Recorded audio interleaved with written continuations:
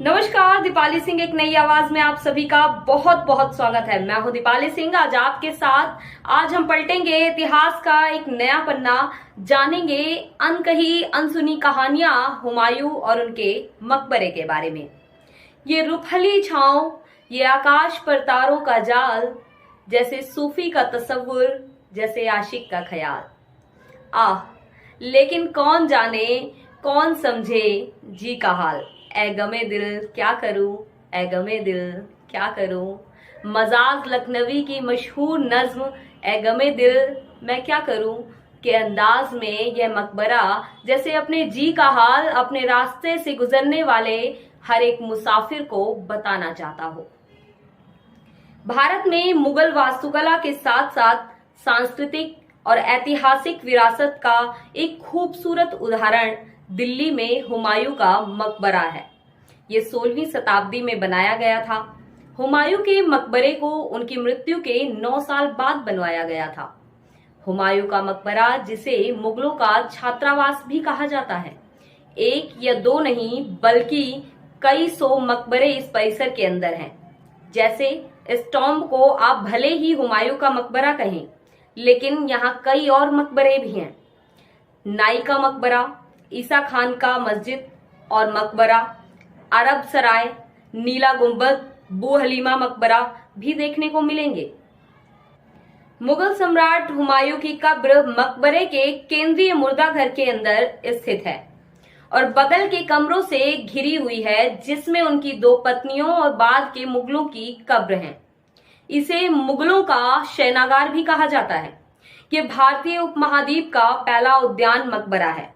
ये जानना काफी रोचक है कि बाग के साथ यानी उद्यान के साथ मकबरे को बनाने की कला आई कहां से और कैसे। दरअसल इस्लाम में स्वर्ग की व्याख्या में सुंदर बगीचों के बीच में होना बताया गया है। मकबरे की चारों दिशाओं में बागों के मध्य से निकलती लहरें कुरान में उल्लेखित जन्नत के नीचे बहती नदियों के प्रतीकात्मक रूप का निरूपण थी। उनका मानना था कि जब भी बादशाह अल्लाह को प्यारे हों तो ऐसी जगह जाकर विश्राम करें जो कुरान में जन्नत सरीखी बताई गई हैं। ये मकबरा बड़ी ही खूबसूरती से सदियों पुराने आकर्षण और सुंदरता को समेटे हुए है, जिसे देखने हर साल लाखों राष्ट्रीय और अंतर्राष्ट्रीय पर्यटक इसकी ओर आकर्षित होते हैं। आलीशान मकबरे का बदकिस्मत बादशाह हुमायूं का मुकद्दर तो देखिए। इस बादशाह का जो जीते जी दर दर की ठोकरें खाता रहा, उसके मरने के बाद उसकी याद में जो मकबरा बना वो किसी भी अन्य मुगल बादशाह द्वारा बनाए हुए मकबरे से काफी आलीशान था। भटकने की किस्मत से बादशाह को मौत के बाद भी निजात नहीं मिला था। हुमायूं को पहले पुराने किले में दफनाया गया। अकबर हेमू के डर से उनकी समाधि को वहां से सरहिंद ले गए और फिर विजयी होने पर वापस पुराने किले में ले आए और अंततः इस मकबरे के बनने पर उसे यहां लाया गया। बाबर ने वफात से पहले अपने सल्तनत अपने बेटों में बांट दी थी। काबुल और लाहौर हुमायूं के भाई कामरान मिर्जा के हिस्से में आया, जबकि सबसे मुश्किल जगह यानी दिल्ली हुमायूं के हिस्से में आई और जहां शेर शाह सूरी ने उसे जल्दी ही सत्ता से बेदखल कर दिया। हुमायूं को उस वक्त हिंदुस्तान के सबसे ताकतवर बादशाह शेर शाह सूरी से जंग लड़नी पड़ी और 26 जून सन 1539 में शेर शाह ने चौसा की जंग में, फिर सन 1540 में बिलग्राम की जंग में शेर शाह के हाथों हार झेलनी पड़ी। बिलग्राम की जंग जीतने के बाद शेर शाह ने हुमायूं को भारत छोड़ने के लिए मजबूर कर दिया। हुमायूं ने सन 1555 में शेर शाह के उत्तराधिकारियों को हराकर एक बार फिर दिल्ली आगरा फतेह कर लिया, पर अफसोस ज्यादा दिन तक शासन नहीं कर सका। हुमायूं ने सन 1556 में 47 साल की उम्र में मृत्यु हो गई। मुगल बादशाह हुमायूं एक महान विद्वान एवं वैज्ञानिक भी थे। वह अध्ययन एवं खोज अनुसंधान में गहन रुचि रखता था। बादशाह हुमायूं का पुस्तक प्रेम जग जाहिर था। आईने अकबरी एवं अकबरनामा के लेखक अबुल फजल लिखते हैं, पुस्तकें हुमायूं की आध्यात्मिक साथी थी। युद्ध अभियानों तथा यात्राओं में भी पुस्तकालय सदैव उसके साथ रहता था। युद्ध के बाद फुर्सत के क्षणों में भी वह पुस्तकों के आनंद में डूब जाता था। सन 1548 में एक युद्ध में जब हुमायूं को अपनी सेना की पराजय की सूचना मिली तो उसने पूछा कि उसके पुस्तकालय का क्या हुआ। ये जानकर कि उसका पुस्तकालय सुरक्षित है, उसे प्रसन्नता हुई। उसे युद्ध में हारने का अफसोस बिल्कुल भी ना था। चलिए आगे बढ़ते हैं और करते हैं आज की खुशनुमा शाम हुमायूं के मकबरे के नाम।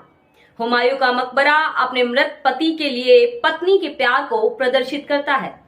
फारसी और मुगल स्थापत्य तत्वों को शामिल करते हुए इस उद्यान मकबरे का निर्माण 16वीं शताब्दी के मध्य में मुगल सम्राट हुमायूं की स्मृति में उनकी पहली पत्नी हाजी बेगम द्वारा बनाया गया था। दिल्ली के हजरत निजामुद्दीन के पास बने हुमायूं के मकबरे के पश्चिमी दरवाजे से घुसते ही हुमायूं का मकबरा अपनी खूबसूरती की चकाचौंध से अपने बारे में सब कुछ जानने के लिए आपको विवश कर देगा। इसके शिल्प की दो खूबियां जो सबसे पहले ध्यान खींचती हैं वो है इसका विशाल गुंबद और हर तरफ से दिखने वाली समरूपता। हालांकि मुगलिया काल के पहले भी भारत में दोहरे गुंबद का शिल्प कुछ इमारतों में प्रयुक्त हुआ था, पर इस मकबरे में ये पहली बार इतने भव्य रूप में दिखा। जैसा कि नाम से ही स्पष्ट है कि ऐसी संरचनाओं में बाहरी गुंबद के नीचे एक छोटा गुंबद भी विद्यमान रहता है। जहां बाहरी गुंबद पूरी इमारत की सुंदरता में चार चांद लगा देता है, वहीं अंदर के गुंबद की ऊंचाई भीतरी कक्ष की दीवारों की ऊंचाई को ध्यान में रखकर बनाई जाती है। एक और कमाल की बात जो दिखती है वो है दीवार के ऊपर बनी अष्टभुजाकार मीनारों में खिलते कमल की संरचना। हुमायूं के मकबरे की तीसरी और सबसे बड़ी खासियत इसका बाग मकबरे के रूप में निर्माण है। हुमायूं के मकबरे की प्रेरणा लेते हुए शाहजहां आगरे में ताजमहल का निर्माण करवा सका। हुमायूं के मकबरे के शानदार डिजाइन और शानदार इतिहास के कारण इसे साल 1993 में यूनेस्को की विश्व विरासत सूची में शामिल किया गया। दक्षिण प्रवेश द्वार के माध्यम से संरचना में प्रवेश करने पर आप भारी जाली और पत्थर की जाली के काम को देख सकते हैं। यहाँ पर सफेद गुंबद के नीचे मुगल बादशाह हुमायूं का शव दफन है। चार बाग गार्डन हुमायूं का मकबरा चार बाग एक फारसी शैली का बगीचा है, इसीलिए इसे चार बाग नाम दिया गया है।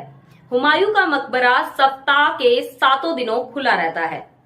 हुमायूं का मकबरा जाने का समय सूर्योदय और सूर्यास्त के बीच में सर्दियों का सबसे बेहतरीन समय है। मकबरे की परिसर की सीमा के ठीक बाहर नीला गुंबद या ब्लू डोम है जो नीली टाइलों से सुशोभित है। इस अनूठी संरचना की सबसे खास बात यह है कि अष्टकोणीय है और भीतर से एक वर्ग है। नीला गुंबद का निर्माण अब्दुल रहीम खाने खाना द्वारा करवाया गया था। हुमायूं के मकबरे का बाहरी नजारा बेहद लुभावना है क्योंकि ये भारत में निर्मित पहला गार्डन मकबरा है। फारसी द्वारा निर्मित इसकी प्राकृतिक सुंदरता दिल्ली ही नहीं दुनिया के हर एक व्यक्ति को देखने के लिए आकर्षित अथवा मंत्रमुग्ध कर देती है। हुमायूं का मकबरा आर्कियोलॉजिकल सर्वे ऑफ इंडिया संरक्षित इमारत है, साथ ही ये यूनेस्को की वर्ल्ड हेरिटेज लिस्ट में भी शामिल है। हुमायूं के मकबरे का निर्माण उनकी पहली पत्नी हाजी बेगम ने करवाया था। ये सन 1572 में बनकर तैयार हुआ था। इसे भारत का पहला गार्डन मकबरा भी माना जाता है। साथ ही इसमें पहली बार बड़े पैमाने पर लाल बलुआ पत्थर का इस्तेमाल किया गया था। हुमायूं का मकबरा दिल्ली में स्थित एक प्रसिद्ध ऐतिहासिक और पर्यटन स्थल। दिल्ली में स्थित इस मकबरे को घूमने का जो सबसे बेहतरीन समय है वो है अक्टूबर से मार्च का। दिल्ली में गर्मी बहुत ज्यादा पड़ती है, तापमान 42 डिग्री सेल्सियस तक चला जाता है, इसीलिए इस समय यहाँ आना उचित नहीं होता।